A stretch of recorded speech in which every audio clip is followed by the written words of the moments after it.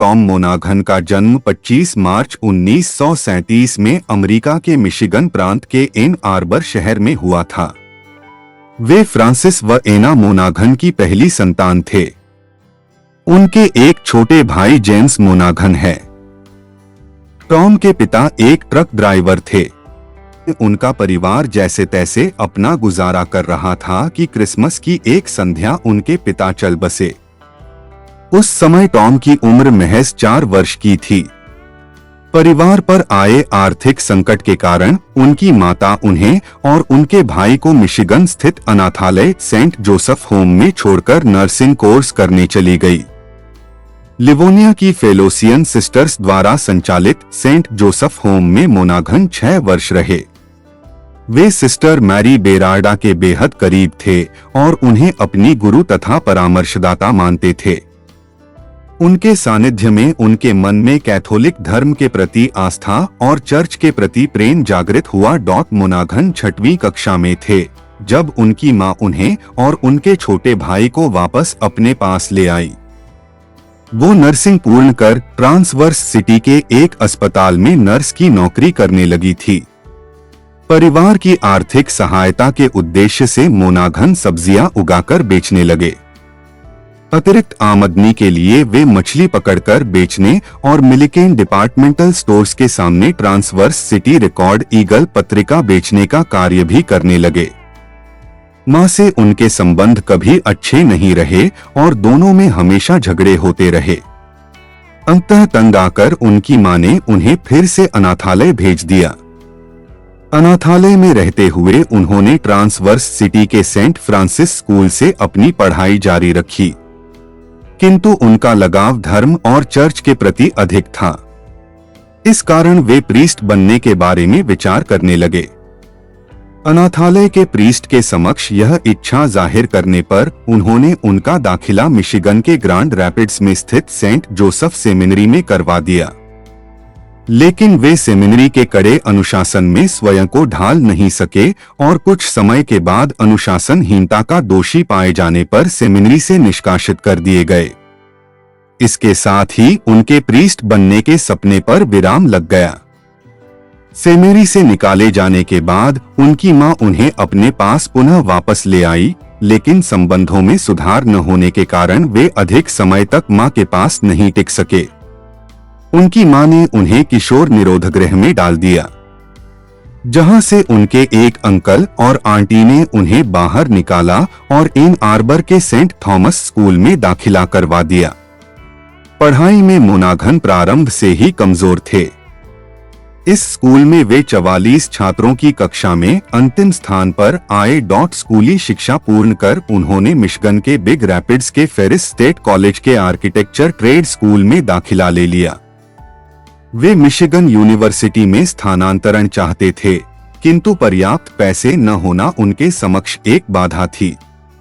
नौसेना में 3 साल काम कर अपनी पढ़ाई के लिए $2000 की बचत कर वे वापस लौटे, जिसे उन्होंने एक ऑल कंपनी के जल्दी अमीर बनिए स्कीम के झांसे में आकर गवा दिया।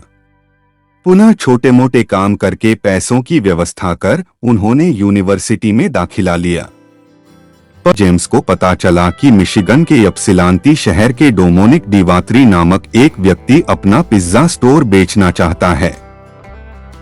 दोनों भाइयों ने $900 में वह पिज्जा स्टोर खरीदा और पिज्जा व्यवसाय प्रारंभ किया। फैक्ट्री के 2 बेरोजगार कर्मचारियों को पिज्जा डिलीवरी के लिए रखा गया। जेम्स उस समय पोस्ट ऑफिस की नौकरी कर रहे थे।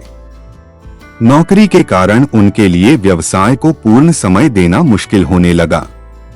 इसलिए 8 माह बाद ही जेम्स अपना आधा व्यवसाय मोनाघन को बेचकर पोस्ट ऑफिस की नौकरी में लौट गए। मोनाघन ने व्यवसाय जारी रखा। धीरे धीरे उन्हें उस कार्य में आनंद आने लगा था और उन्होंने आजीवन वह कार्य करने का मन बना लिया।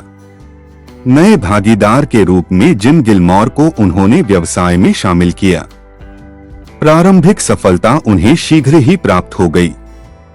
1 वर्ष भीतर ही उन्होंने यप्सिलांती में अपना दूसरा पिज्जा स्टोर खोल लिया और उसके 1 वर्ष के बाद यूनिवर्सिटी ऑफ मिशिगन में तीसरा स्टोर पिज्जा किंग खोल लिया।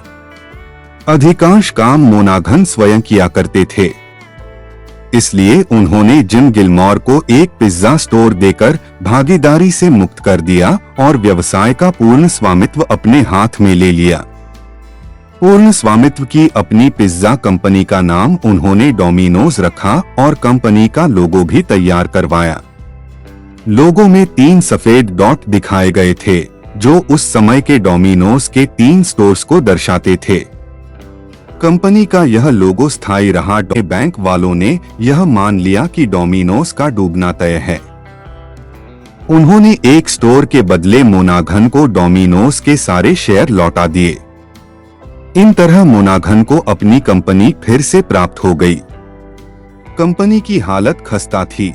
उन्होंने 5 स्टोर अपने पास रखे, बाकी वो बेच दिया, जिससे उन क्षेत्र में डिनोस सबसे बड़ा पिज्जा चैन बन गया।